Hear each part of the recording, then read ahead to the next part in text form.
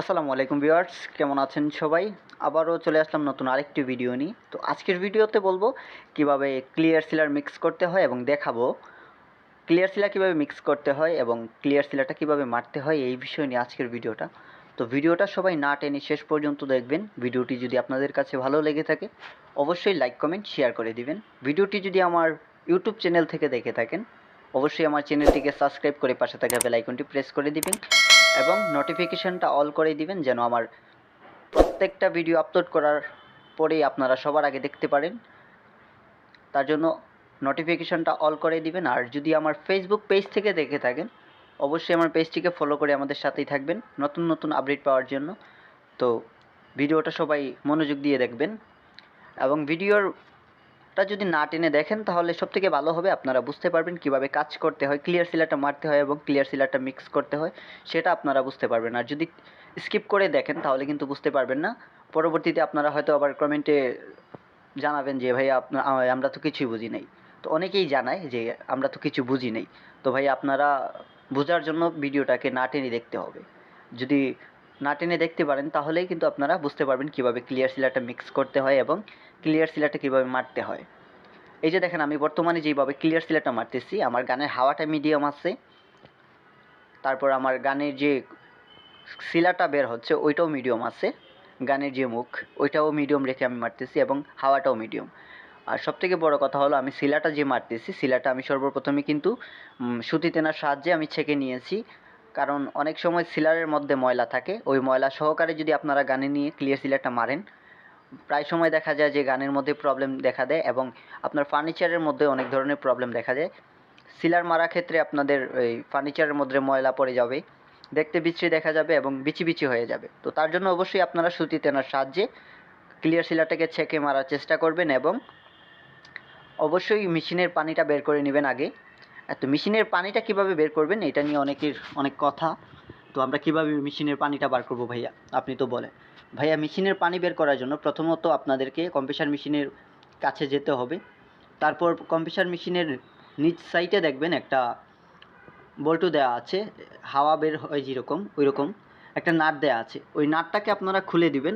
খুলে দেওয়ার পর অটোমেটিকলি আপনাদের মেশিনের যে পানিটা আছে ওইটা বের হয়ে যাবে। আর যদি মেশিনের পানি বের না করেন সেক্ষেত্রে দেখা যাচ্ছে আপনি যখন ক্লিয়ার সিলার মারতেছেন কিংবা কালার ফিনিশিং করতেছেন হঠাৎ করে গানের দিক দিয়ে পানিটা চলে আসলো, আপনার ফিনিশিং দেওয়া ফার্নিচারটা এবং কালার করা ফার্নিচারটা নষ্ট হয়ে যাবে। তো আমরা এখন দেখব কিভাবে ক্লিয়ার সিলারটা মিক্স করতে হয়। তো ক্লিয়ার সিলার মিক্স করার জন্য প্রথমত নিব 1 লিটার ক্লিয়ার সিলার, আর যেটার মধ্যে আমি মিক্স করব তো আমার মিক্স করার জন্য এরকম একটা পাত্র আছে, আপনারা চাইলে এরকম একটা পাত্র নিতে পারেন, কিংবা আপনাদের যদি আগে থেকে থাকে তাহলে তো আরও ভালো। এরকম একটা পাত্রের মধ্যে ক্লিয়ার সিলার দিয়ে দিবেন 1 লিটার। এই যে দেখেন আমি ক্লিয়ার সিলার দিচ্ছি।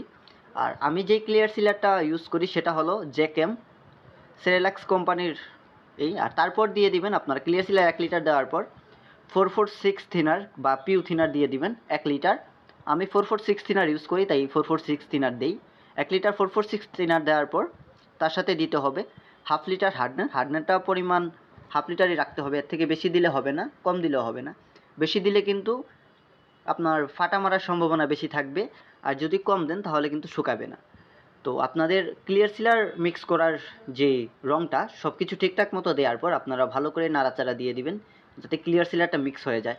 যেহেতু ক্লিয়ার সিলারটা অনেক ঘন তার জন্য বেশি করে নাড়াচাড়া দিতে হবে। দেওয়ার পর আপনারা ক্লিয়ার সিলারটা মারতে পারবেন। তো ক্লিয়ার সিলার মিক্স করার পর আপনারা, আমি তো শুরুতেই বলছিলাম যে ক্লিয়ার সিলার মিক্স করার পর আপনারা অবশ্যই সুতি তেনার সাহায্যে গানের মধ্যে ক্লিয়ার সিলারটা থেকে ছেঁকে নেবেন, দেন তারপর আপনারা ক্লিয়ার সিলারটা মারবেন। যদি না ছেঁকে ক্লিয়ার সিলারটা মারেন সেক্ষেত্রে আপনাদের অনেক প্রবলেম দেখা দিবে, ময়লা থাকবে। তো ময়লাটা যদি গানের মধ্যে যায় সেই ক্ষেত্রে আপনাদের অনেক প্রবলেম হবে। তো তার জন্য অবশ্যই ক্লিয়ার সিলারটাকে ছেঁকে মারবেন। আর অবশ্যই গানের পানিটা বের করে রাখবেন, মানে মেশিনের পানিটা বের করে নেবেন। আর যে কোনো কাজ একটু স্লো করে করবেন, বেশি তাড়াহুড়া করবেন না, স্লো করে কাজটা করবেন, একটু সময় দিয়ে কাজ করবেন, ফিনিশিংটা ভালো আসবে। তো ভিডিওটি যদি আপনাদের কাছে ভালো লেগে থাকে বেশি বেশি করে শেয়ার করে দিবেন এবং অবশ্যই কমেন্টের মধ্যে জানাবেন আজকের ভিডিওটা কার কাছে কেমন লাগতেছে, সেটা অবশ্যই কমেন্টে জানাবেন কে কোথায় থেকে দেখতেছেন।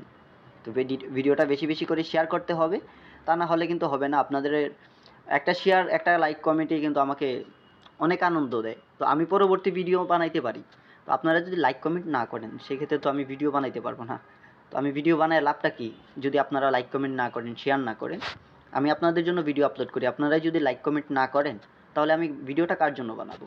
আপনারা দেখতে হবে, না টেনে দেখতে হবে, দেখে বুঝতে হবে। যদি আপনারা না বুঝেন সেক্ষেত্রে আপনারা আমাকে কমেন্ট করবেন যে ভাই আমি এই জিনিসটা বুঝি নাই। আমি চেষ্টা করব অবশ্যই আপনাদেরকে বুঝিয়ে দেওয়ার এবং বোঝানোর জন্য আরেকটা ভিডিও আপলোড করার। তো দয়া করে ভিডিওটা বেশি বেশি করে শেয়ার করবেন। আর শেয়ার যদি না করেন সেই ক্ষেত্রে কিন্তু নতুন ভিডিও আপলোড হবে না। হ্যাঁ, আপনারা লাইক কমেন্ট করবেন, শেয়ার করবেন। তো ভালো থাকবেন সবাই, দেখা হবে নতুন আরেকটা ভিডিওতে। আল্লাহ হাফেজ।